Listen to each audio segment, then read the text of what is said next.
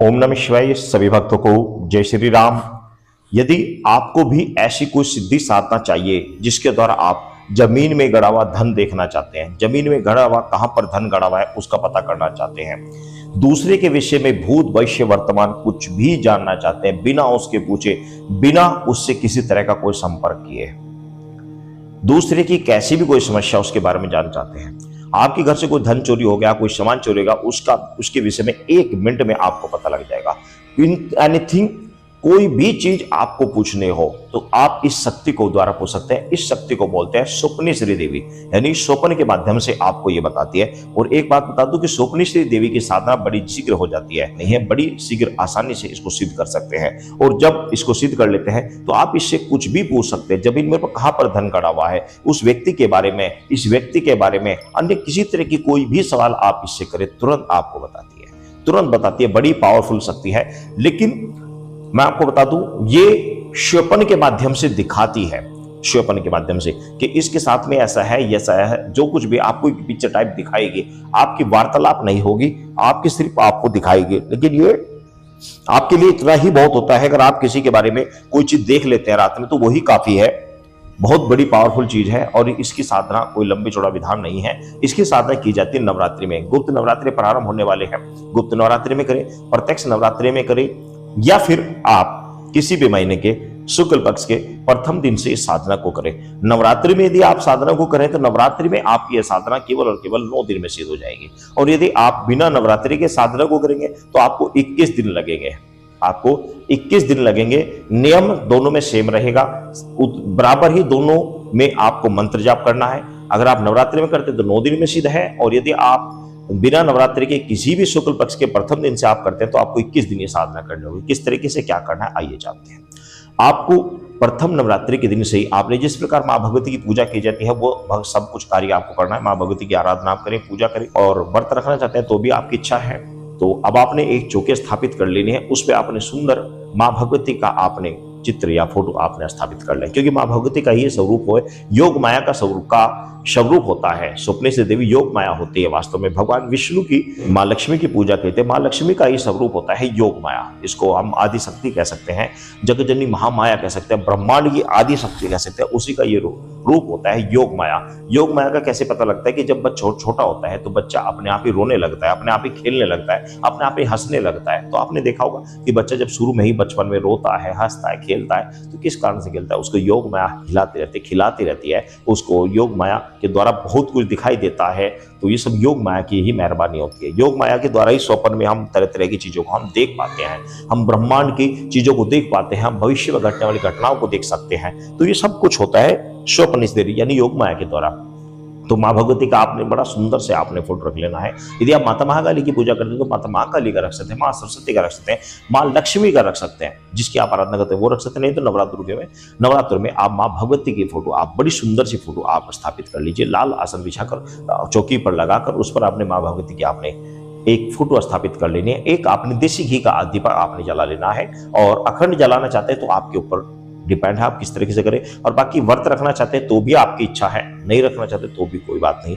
आपको सुबह और शाम पूजा करनी है, और टोटल मंत्र जो आपको जाप करना है वो आपको टोटल 2100 यानी कि 21 माला आपको रुद्राक्ष की माला लेकर आपने 21 माला इस मंत्र का जाप करना है। आप चाहे तो सुबह 10 माला कर ले, शाम को 11 माला कर ले। इस तरीके से आप अपने हिसाब से एडजस्ट कर ले। आपने 21 टोटल माला 21 आपने तैयार कर ली। 21 माला जाप आपने इस मंत्र का करना है। 21 माला जाप करने के बाद में आपने थोड़ा सा कपूर आपने जलाना है। कपूर से आप मां भगवती की आरती करेंगे। आरती करने के बाद में आपने कपूर के ऊपर ही जो भी आपके पास भोजन या आपके पास प्रसाद उपलब्ध है शाम के समय, वो ही प्रसाद आप कपूर के ऊपर ही मां भगवती को आप भोग लगाएंगे। क्योंकि मां भगवती का ही ये स्वरूप है। तो मां भगवती का आपके पास भोजन है तो भोजन का लगाए, मिठाई का लगाए, पतासे का लगाए, मिश्री है तो मिश्री का लगाए, जो भी फल फ्रूट जो भी आपके पास उपलब्ध है उसका भोग आप कपूर के ऊपर, जल्दी कपूर के ऊपर लगाएंगे। पहले आरती करेंगे, फिर कपूर के ऊपर आप भोग लगाएंगे।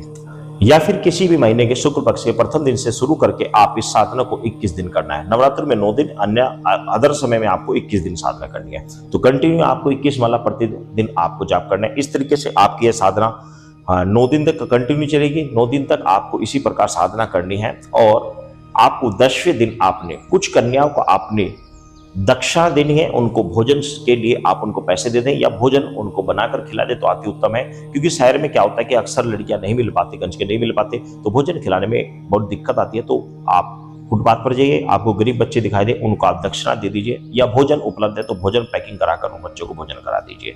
और ये आपने कार्य कर लेना है। बड़ा श्रद्धा, विश्वास और भाव के साथ में इस साधना को आपको करना है। अब आपने जिस माला को आपने प्रयोग किया था, इसमें जो रुद्राक्ष की माला को आपने प्रयोग किया था, जब कभी भी आपको किसी भी व्यक्ति के बारे में आपको पूछना है तो आपने क्या करना है, एक रुद्राक्ष की माला जिससे आपने जाप किया था, उस माला से आपने सिर्फ और सिर्फ आपने 21 बार आपने माला को हाथ में लेना और माला से काउंटिंग करके आगे धागा बांध दिए 21 बार मंत्र पढ़ना है, सिर्फ 21 बार। और स्वप्नेश्वरी देवी से प्रार्थना करनी कि हे स्वप्नेश्वरी देवी, आप मुझे अमुक व्यक्ति के बारे में या अमुक समस्या के बारे में आप बताने की कोशिश करें कि उस व्यक्ति की क्या समस्या या उस व्यक्ति की क्या प्रॉब्लम है, क्या दिक्कत है, या फिर धन पूछना चाहते तो धन के बारे में बात करें, एनीथिंग, कुछ भी पूछना चाहते हैं, 21 बार मंत्र पढ़कर आप उस विषय को आप मां स्वप्नेश्वरी से कहें और फिर आप सो जाएं। तो इस तरीके से आपको रात्रि में पूरा विवरण आपको दिखाई देगा, आपको पूरी जानकारी स्वप्न में आपको मिल जाएगी। अब आपको मैं कुछ पहले मंत्र बता दे रहा हूं, फिर आपको कुछ नियम बताऊंगा कि उन नियमों का आपको पालन करना है। तो मंत्र सुन लीजिए। मंत्र है, स्वप्नेश्वरी सपने की रानी, गलियन फिरे अकेली रात की रानी, बड़ी श्यानी मन को भेद करे बखानी, देवी स्वप्नेश्वरी कहलाई, भूत भविष्य वर्तमान बताई, आकाश पाताल रही दिखाई, नवनाथ का हुक्म पाई, हर खबर मुझे बताई, मुझे दिखाई नहीं दिखाई। तो नवनाथ की आन है, 84 सिद्धों की दुहाई, महाकाली की आन है, वाचा चुके तो ऊ भी सूखे, लोना चमारी के नरक कुंड में पड़े, दुहाई ईश्वर महादेव की। ये मंत्र है, बड़ा ही पावरफुल मंत्र है। एक बात का ध्यान रखना कि जिस समय आप इस साधना को करें तो इस साधना में आपको नवरात्रि में आपको पता है कि आपको नवरात्रि में लहसुन, प्याज और मांस वगैरह इन सब चीजों का बिल्कुल वर्जित होता है। साधनाओं में इन चीजों का ध्यान रखना है, इन चीजों को बिल्कुल त्याग देना है, सात्विक जीवन करना, ब्रह्मचर्य का पूर्ण पालन करना है। 21 दिन साधना करें तो भी और 9 दिन की साधना करें तो भी आपको इन चीजों का बिल्कुल विशेष रूप से ध्यान रखना है। पूर्ण रूप से माँ भगवती को समर्पित होकर साधना करनी है। और जिस दिन आप माँ भगवती से, माँ स्वप्नेश्वरी से कोई भी सवाल करना है, उस रात्रि में आप शाम के समय भोजन नहीं करेंगे तो फलाहार करें, दूध आदि का सेवन करके सो जाए। बिस्तर आपका स्वच्छ होना चाहिए, गंदा बिस्तर नहीं होना चाहिए, समझ गए। आप अपनी पत्नी के साथ उस बिस्तर पर नहीं सोने चाहिए। अगर सो रहे हैं तो अलग अलग सोएं और साफ स्वच्छ चादर कपड़े बिछाकर जब स्वप्नेश्वरी देवी का ध्यान कर आप इस मंत्र का आप जाप करके आप माता से जो मर्जी चाहे पूछ ले, सब कुछ आपको स्वप्न में दिखाई देगा। उस रात्रि में आपको भोजन नहीं करना है, फल फ्रूट करना है या आप दूध इत्यादि का सेवन करके आप सो जाए।